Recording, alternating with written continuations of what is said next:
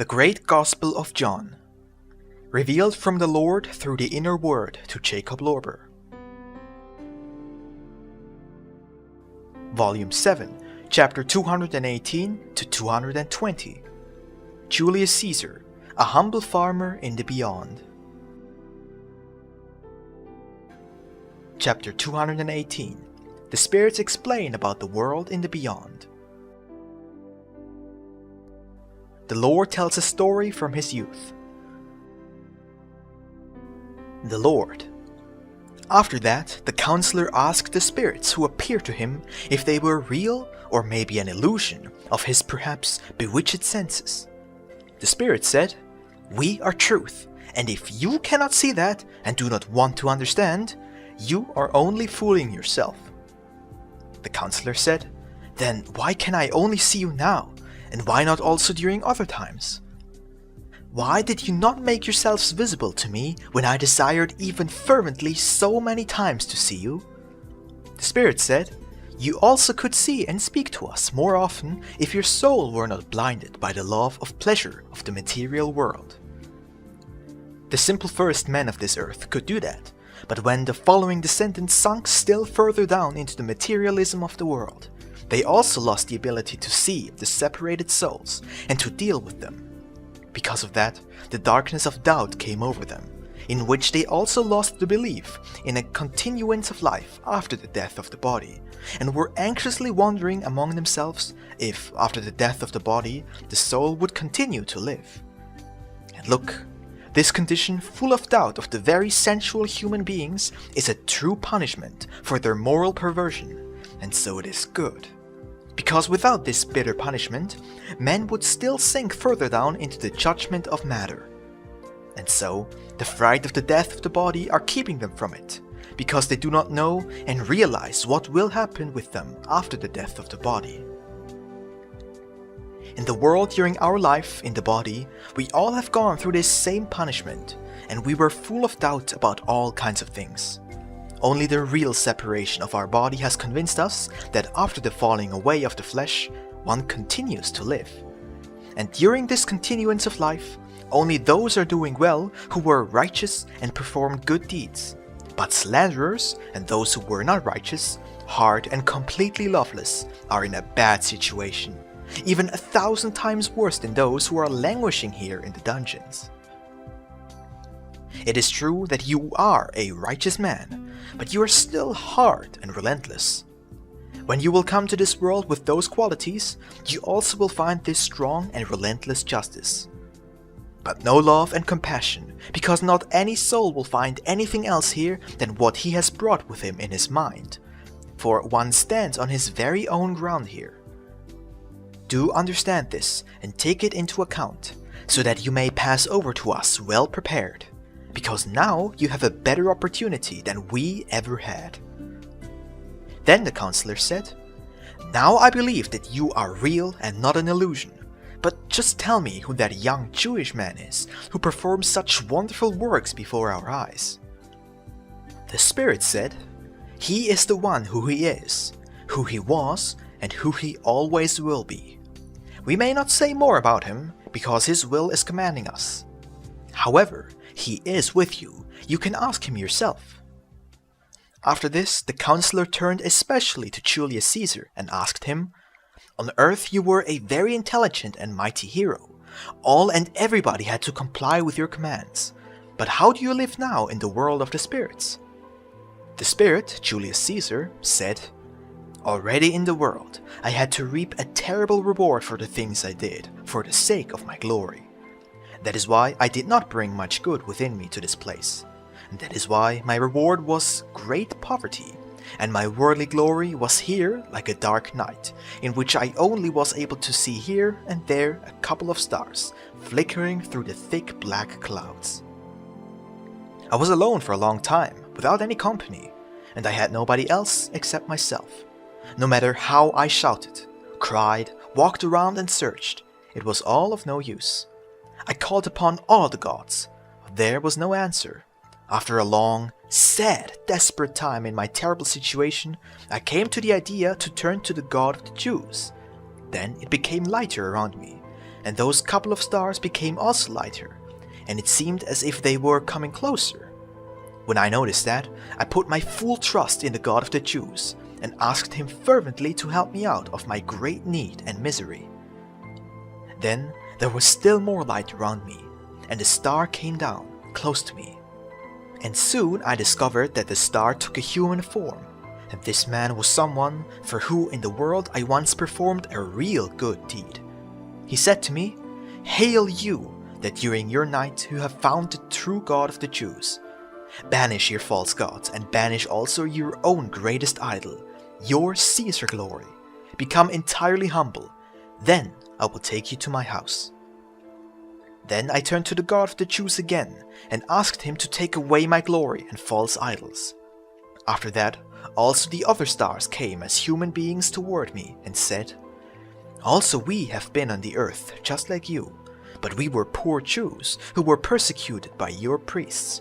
But you have protected us, gave us presents, and helped us to return to our country again.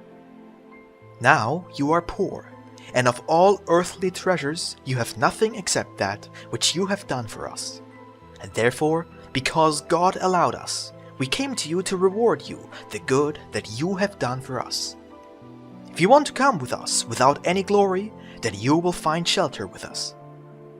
Then I went, and came at once in a wonderful, lovely environment.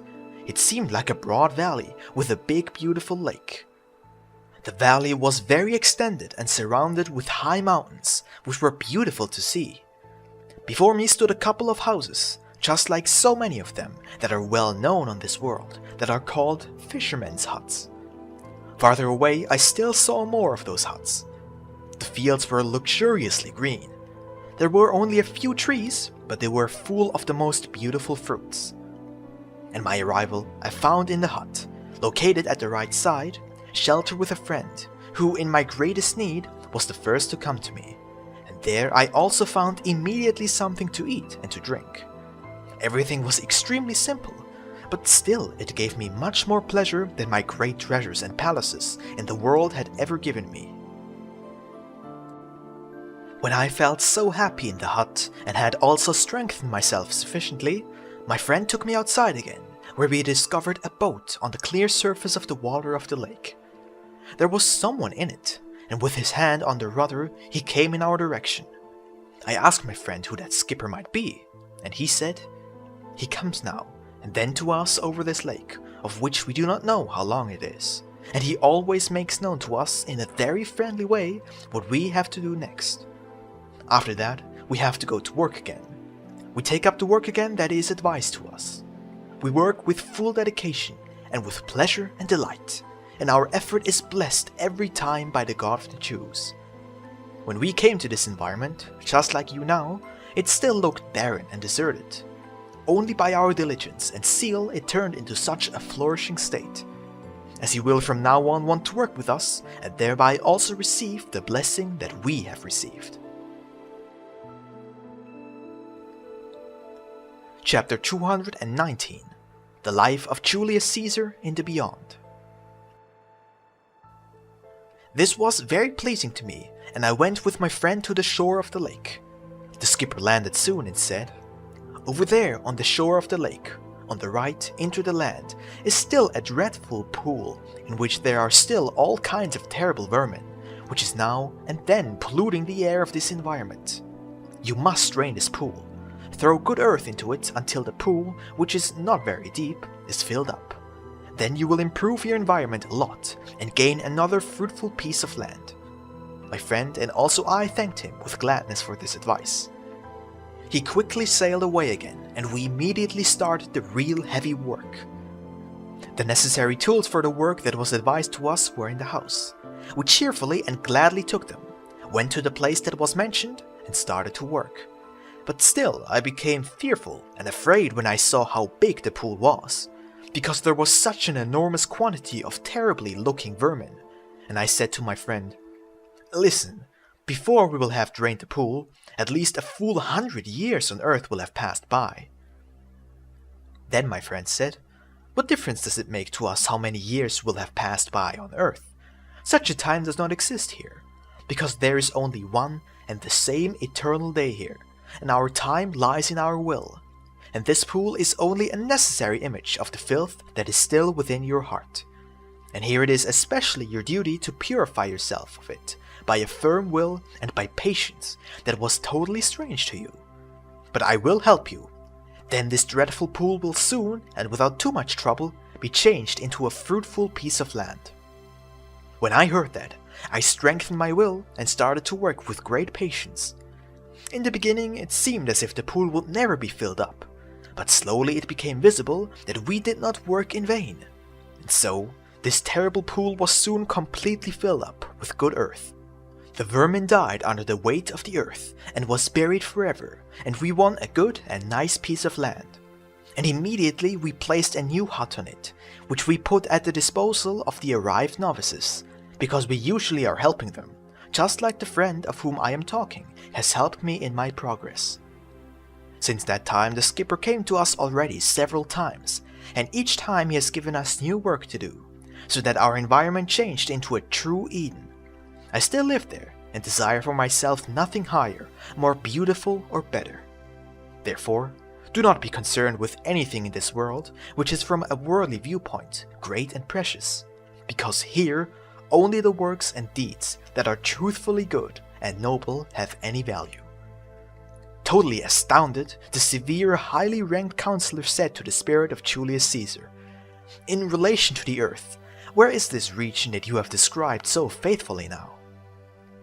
Julius Caesar said, "The described region is surely not to be found on this earth, but still it is so that it can be located anywhere, because where I am is also the region."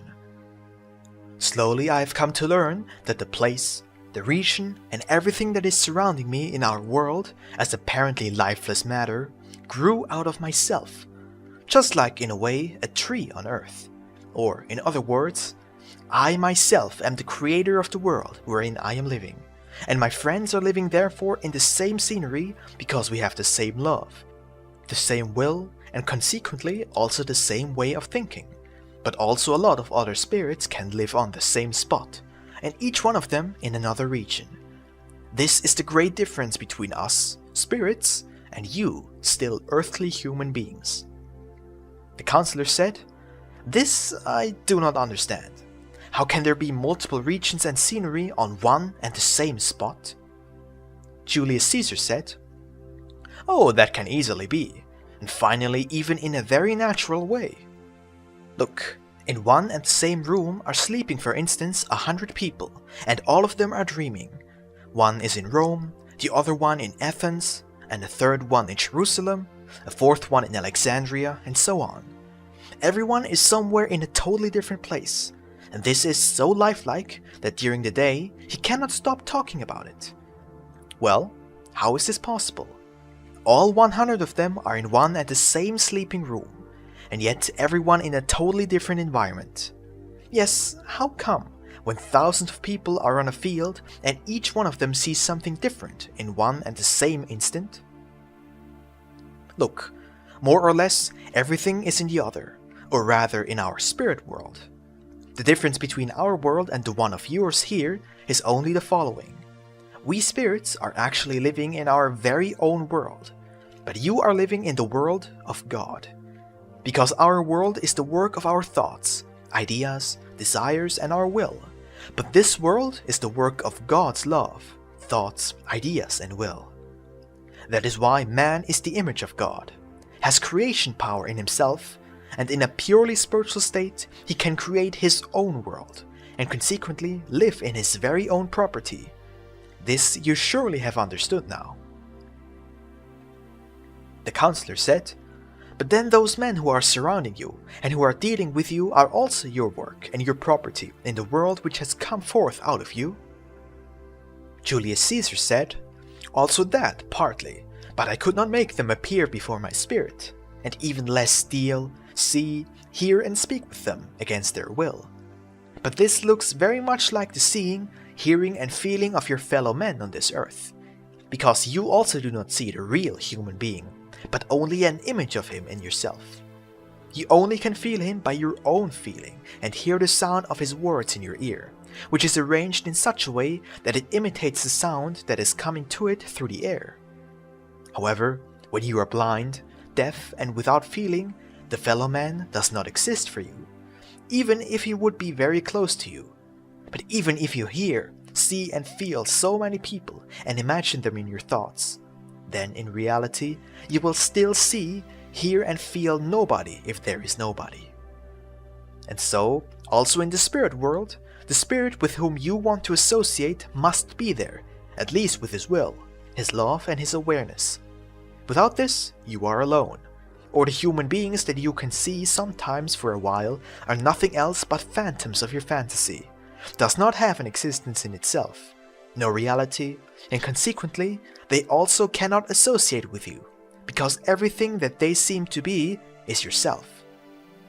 And this is the same and infinite big difference between God and us men who are looking like him. The fact that only God can call, out of his great thoughts, complete free human beings to life, whereas we spirits can only call phantoms, but no realities to life. So also the world that is inhabited by a spirit is rather a phantom than reality, because spirits with a greater measure of perfection have shown to me the world on one and the same spot, and that world looked totally different than the world in which I am living. But this you will only understand and realize completely once you yourself will be a resident of your own inner spiritual world. And now I have shown you enough what life is like after the falling away of the body. Therefore, do not ask us any more questions. Chapter 220, about believing and seeing. The Lord. At this moment I took away the ability of inner sight, and he did not see any more spirit. Then, being full of fright, he asked me where the spirits had gone now, since he could no longer see, hear, and speak to them. I said, "They are still here, just like before, but you cannot see them, hear, or speak to them anymore, because your soul is still too much one with your flesh, and is still not completely united with God's Spirit in him. But if you will strive to unite with the Spirit in you, you will always be able to see, hear, and speak to the spirits which are around you. Did you well understand this?" The counselor said, "Indeed, but I am feeling now as if I am drunk, like someone who sometimes is of clear mind, and soon after that very foolish, and says, 'I will need years before all this will be totally clear to me.' I said, 'He who searches diligently will also find what he is searching for.' However, man can wear himself out during all his life, which is generally happening all too often, and in this way will spoil his body, and even more so his soul. But reversed, he can also make great effort unto the eternal benefit of his soul. When people are attaching so much importance to their body, which will die after a short time, then why not even more for the soul, whose destiny it is to live eternally? Therefore, be you also more zealous for the well-being of your soul than for the well-being of your body. Then there will be more light, and it will become clearer within you.